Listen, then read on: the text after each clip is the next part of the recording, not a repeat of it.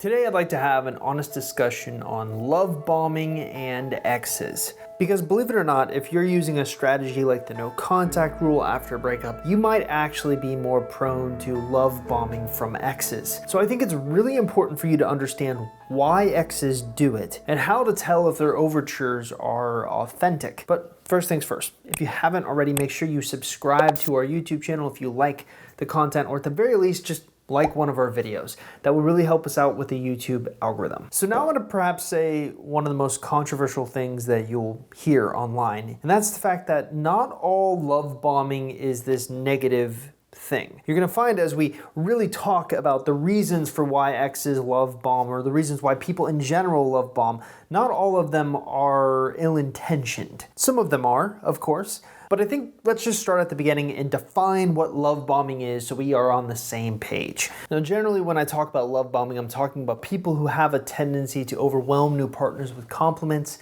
gifts, attention, and praise in order to gain affection or commitment early in a relationship. Now, some of the most common examples of love bombing include buying you gifts excessively, moving too fast, too soon, or my personal favorite, saying I love you way too soon at the beginning of a relationship. So that's love bombing for the general person. But we're really taking a hard look at a unique subset of love bombing, and that's love bombing from exes. And really what's interesting when you look at the differences between love bombing in normal relationships versus love bombing with an ex, there's not a whole lot of difference, but the difference really lies with the intent of the tactic. So the general idea of love bombing remains the same, whether it's from a normal person or a breakup. You're gonna get showered with gifts, attention, praise, yada yada. But an ex's reasons for doing so may differ, and that's really what I want to be talking about today in most of this video. Because out of all of the research I've done over the past years, and specifically a few days for this particular video, I've found that there are really only 4 reasons or 4 motives for why people in general will love bomb. And your ex is only going to fall into a handful of those motives. But I would like for you to have a good grasp on why people love bomb. So when I was researching this topic, I came across this really great article written by Diane Grand. Sorry, I mispronounced your name, but she's a PhD, and she wrote this article for Psychology Today. And it was really interesting because she was looking at the reasons for why people love bomb. And she came up with 4 main motives: growing up with an affectionate family, loneliness and a desire for a relationship to develop quickly, the on-hold approach, and then finally a desire to manipulate and take advantage. And what's really cool about this list is I think most people, when they hear love bombing, they immediately jump to the desire to manipulate and take advantage. But that's not the only reason for why people love bomb. And we're gonna get into that. But I first think for you to understand where your ex falls into these 4 categories, you need to kind of put your detective hat on and do some legwork for yourself. So here's how this video is gonna work. For the next 10 minutes, I'm gonna spend a lot of time talking about the motives. There are 4 motives. I want to dissect what each one looks like, what you can expect, but then after I'm done doing that, I'm going to show you the most likely candidates to exhibit that motive so you can see exactly where your ex can fall into these 4 categories. Let's start with motive number 1, growing up in an extremely affectionate family. Now, this motive shouldn't really be a shock to you at all, seeing as how I have a really grand affinity for attachment styles, and attachment styles are really rooted in childhood behavior. So it kind of makes sense that I would be drawn to something like this, but here's how it works. Imagine you grow up in a family where affection is shown on an extreme scale. You're saying, I love you a lot. Gifts are given a lot, feelings are expressed a lot, and this is the entire environment you grew up in. So it would make sense that as you get out of this environment, this is going to shape the way you experience love. It's normal to you. In fact, I immediately, when I read about this, thought of Plato's allegory of the cave. So in Plato's allegory of the cave, he argues that life is a lot like being chained up in a cave and forced to watch shadows flit against the walls by a fire behind you, and you're never allowed to turn and look at the fire. You have no knowledge of the outside world. You don't know what things look like. All you see are shadows of people and things walking by.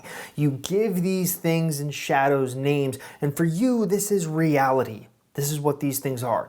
The shadow of a cat running by, well, that's a cat. The shadow of a person in a cart and a horse walking by, well, that's a person, a cart, and a horse.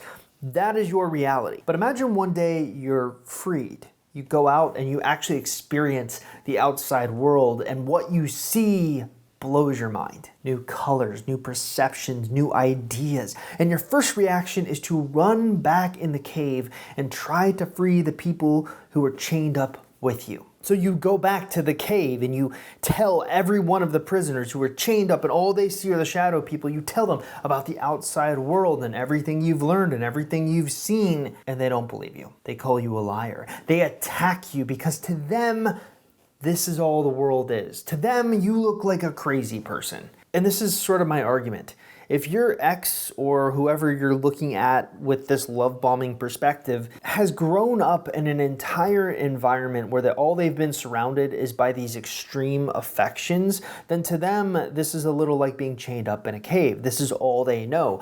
Anything outside of their perception is a little weird. So for them, the normal is love bombing. But who is most likely to fall into this category? Well, there are really 4 criteria here that we're going to look at. So someone who has an overly affectionate family needs to be a prerequisite. But also, they're going to, generally speaking, treat others in the same love bombing type way, even in non-romantic relationships, because they're just an overly affectionate individual. I'll also say this is probably the rarest of the 4 motives that I have ever seen. And it kind of does prove that not all love bombing has some ill intent behind it. So the big lesson to take with this one is that looking at someone's upbringing really makes a difference. Let's move on to motive number 2, which is the loneliness and a desire to form a new relationship quickly. Usually you're going to see this motive when someone's been alone for a long period of time, and not by their own choosing, I might add. So for them, they want nothing more than to be in love and experience it. And so when they start dating someone new or talking to someone new, they have a tendency to overdo things because, well, they're terrified of losing this person to someone else. They love bomb out of desperation. Now, generally, we find this particular motive really revolves around someone who has an anxious attachment style. And if you haven't watched any of my stuff on attachment styles, I would highly recommend that you stop this video and watch some of the videos I've done on attachment styles so you can understand the importance of how they play into our romantic aspirations. But one of the core key mechanisms I try to teach people when looking at something as complicated as attachment styles is to break it down into its simplest form. So each attachment style, each insecure attachment style has what's called a core wound. And for an anxious person, their core wound is a fear of abandonment. So what do they do when they feel or fear they're going to be abandoned or left? They're going to do things out of desperation, beg for an ex back. But also one of those outcomes is love bombing. So who is most likely to exhibit this specific motive? Well, once again, 4 things to keep an eye out for here. Number 1, someone who's having a hard time getting a boyfriend or girlfriend in the first place. Number 2, introverted individuals. Number 3, someone with an anxious attachment style. And number 4, they're love bombing out of desperation. And again, they usually don't have any ill intent with the love bombing. It's coming from a good place, albeit a place of desperation, but there's no manipulation here. They're just not wanting to lose you. Where the manipulation does start to come into play is with motive number 3. Motive number 3, the on-hold approach.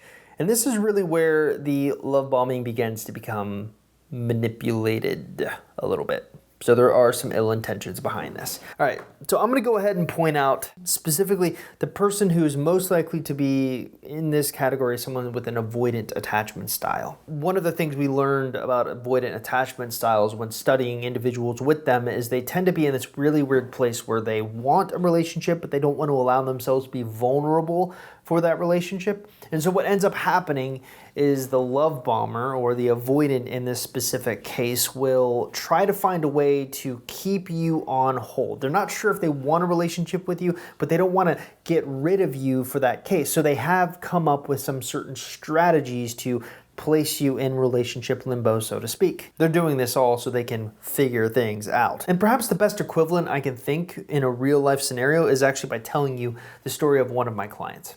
So I sort of started coaching people in 2016, I believe, so 4 years after I started my website. And one of the first people that I ever coached was this woman who actually had a unique situation. Most people who hire me are interested in learning how to get over an ex or get an ex back, or at least try to set themselves up so that can likely happen. But this person wasn't interested in really any of those things. This person was in a relationship for a long period of time where someone who just would not take the next step forward.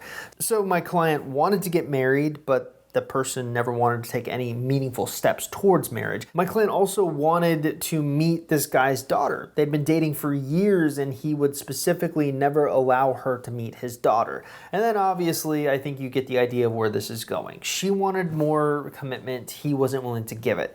Immediately, he screamed to me as someone with an avoidant attachment style. Essentially, someone who wants the benefits of a relationship but do not want to let anyone close so that they're not emotionally vulnerable.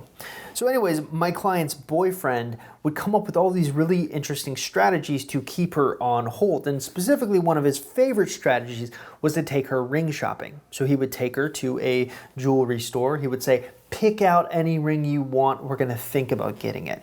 And she'd spend hours looking at the rings and finding the perfect one until an engagement ring was picked out. But he would never actually place it on hold or actually take any meaningful step to get her a ring. It was always just, well, let's go look at another one to see if you find something else better. And he would just do this. And each time he did it, she became more and more invested in the relationship, and he essentially had her in limbo.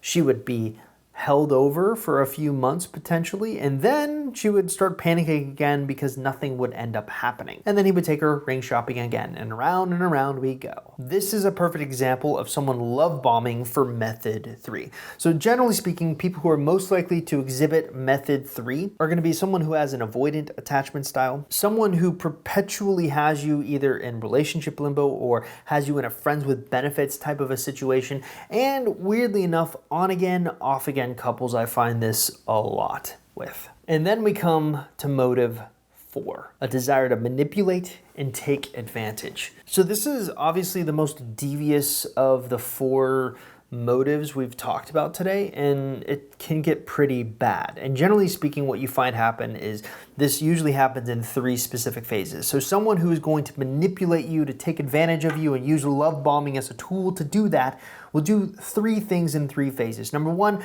is called the adoration phase. So they're going to adore you, they're going to love bomb with you, they're going to get you gifts, they're going to say I love you, they're going to take you ring shopping, whatever. Then we hit phase 2, punishment. You are essentially punished for not liking the things, the love bombs that they've laid enough or the right way. So you'll find them picking some really odd fights about how you were supposed to like something a certain way, and the fact that you didn't like it this way is bad and you're bad, and it's sort of tearing you down emotionally. And then after they've entered phase 2, they enter phase 3, which is the discarding phase. This is either where they break up with you, they ghost you, they block you, they've discarded you completely. So in my experience, people who do this have essentially fallen into this pattern because they found that it works and they can manipulate and get what they want from you. And I liken it to a con artist. So what does a con artist do? They find a mark, they love bomb the mark, they take what they want from the mark, then they discard the mark, and then they find another mark. And I think for the most part, love bombers who fall into this motive are looking for more physical benefits of a relationship, and you can read between the lines with what I mean by that. So essentially, they'll find the mark you, they'll love bomb, they'll make you feel like you're the one, and that you make them feel like you're the only person that makes them feel this way. You know, they love bomb the heck out of you. They get what they want, they discard you, and then they find and move on to the next mark. Or they can kind of rinse and repeat by going back to motive 3, which is kind of keeping you on hold and continuing to get those benefits. But either way, they're taking advantage of you. And perhaps the real life analogy I can use here is it kind of is similar to what pickup artists do. So if you ever kind of gotten into the pickup artist community, you can kind of figure out that one of the ways that they try to get women to fall for them is with these backhanded compliments, and they call them negs.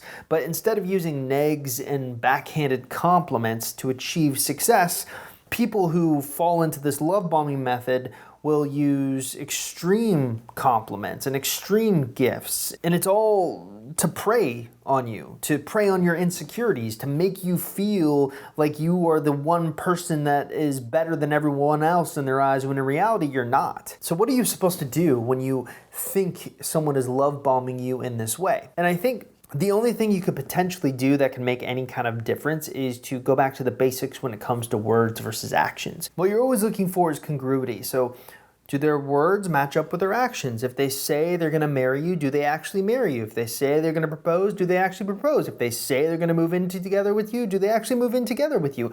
What you'll find is people who tend to manipulate this way know all of the really nice things to say, but they don't really know how to do the actions to back them up. So find equality between words and actions. And if there's not equality, if they say something but they do another thing, you know they're not being authentic with what they're saying. So who is most likely to exhibit this motive? Well, individuals who are interested only in physical benefits, individuals who are interested only in financial benefits. One of the dark sides is sometimes people can be conned out of money through these love bombing methods. You see that with catfish all the time. Exes who want to see if they can prove that they can get an ex back. And then obviously, pay attention to people who make calculated statements that prey on your own insecurities.